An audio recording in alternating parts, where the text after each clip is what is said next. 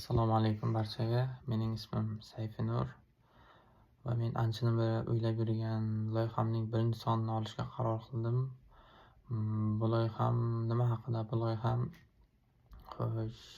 ba'zi bir ilmiy asoslarga asoslanmagan yoki shunchaki soqqa qilish maqsadida, pul ishlash maqsadida yoki marketing kuchli qilib sotilayotgan ba'zi bir kitoblarning xatoligini isbotlash haqida bo'ladi va ba'zi bir youtuber yoki podkast olayotgan insonlarning gaplarida ba'zi bir joylarda xatoliklar yoki hech qanday faktlarsiz gapirayotgan bo'lsa, shularning xatoligini isbotlab beraman va bermoqchiman. Va hech kimga nisbatan adovatim yo'q. Shunchaki o'z brendimni yaratmoqchiman va bu mening qiziqqan sohalarimdan bittasi. Ya'ni miyaning qanday ishlashi yoki bo'lmasa ong osti kuchi deb nomlangan kitob haqida bo'ladi. Bugun mening birinchi videom. Bu kitob chappacha ko'rinyapti, lekin bu Jo Dispenzaning ong osti kuchi deb o'zbekchaga tarjima qilingan. Bu kitob haqidagi ba'zi bir yolg'on deb bo'lmaydi, ya'ni lekin ilmiy jihatdan tasdiqlanmagan va ilmiy hamjamiyat tomonidan qabul qilinmagan kitob.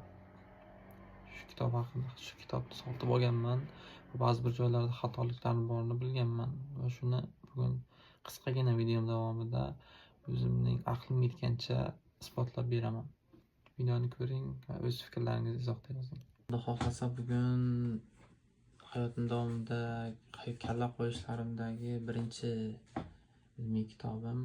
Bu kitobni shunchaki olib o'qishni hech kimga tavsiya bermayman. Buning bir nechta xil sabablari bor. Birinchi sababi bu kitobning nomi Ong osti kuchi.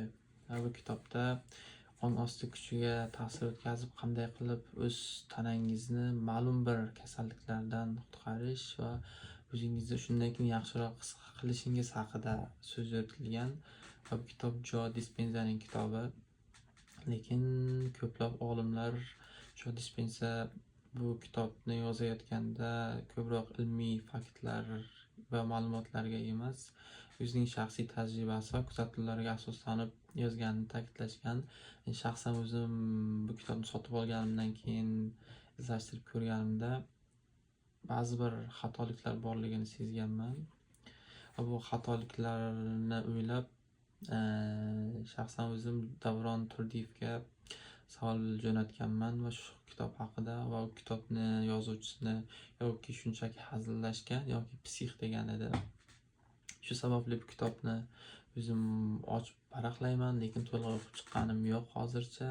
Men bu kitob egasiga nisbatan hech qanday shaxsiy tajovuzim yo'q. Shunchaki pulimga kuygan shaxs sifatida va vaqtini yutqazayotgan shaxs sifatida bu kitobni hech kimga tavsiya bermayman.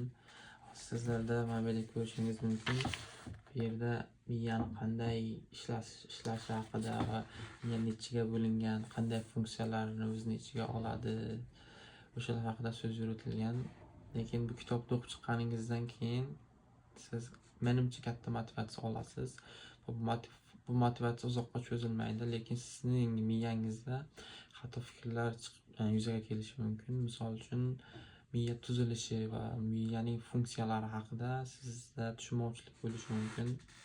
Shu sababli bu kitobni shunchaki motivatsiya sifatida o'qishni ham tavsiya bermayman va men ijtimoiy tarmoqlardan, internetdan bu kitobni ilmiy jihatdan xatoligiga bir necha dalillar topib qo'ydim. Shularni o'qib eshittiraman.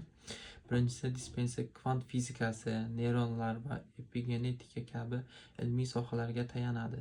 Lekin ba'zi olimlar uning tushunchalarini haddan tashqari soddalashtirilgan yoki noto'g'ri talqin qilgan deb hisoblaydi. Masalan, u tafakkur va tasavvur yordamida inson o'zining biologik holatini o'zgartira olishini ta'kidlaydi. Bu qisman to'g'ri bo'lsa-da, u buni ilmiy jihatdan isbotlanganidan ko'ra motivatsion nuqtai nazardan yondashadi deyishgan. Keyin yana bitta effektni ishlatgan o'z kitobi davomida, u plasebo effekti deyiladi. Dispenza fikricha ong ostiga ta'sir o'tkazish orqali o'z hissiyotlaringizni va ma'lum bir kasalliklarni oldini olishingiz mumkin degan, lekin bu hech qanday ilmiy tomondan isbotlanmagan. Shunchaki bu uning hazili deb tushunsangiz ham bo'ladi. Va bu kitob nimaga shubhaliligini yana bir sababi u hech qanday ilmiy eksperimentlarga ega emas, hech qanday qanday desa bo'ladi, tasdiqlanmagan va shu sababdan ilmiy hamjamiyat tomonidan bu kitob tavsiya qilinmaydi. Mening bugungi videom shulardan iborat edi. Xo'sh, men bu kitobni sotib olayotganimga bu muqovasiga qaraganman. Ichini ochib qaraganimda kitob yaxshi rejalashtirilgan va ajoyib rasmlar borligi uchun, miya haqida o'rganib yurganligim uchun kitobni sotib olgandim. Lekin bu kitob sotib olishim shunchaki xato chiqdi. Shunchaki bir marketing tuzoqlaridan biri ekanligiga endi bugun amin bo'ldim.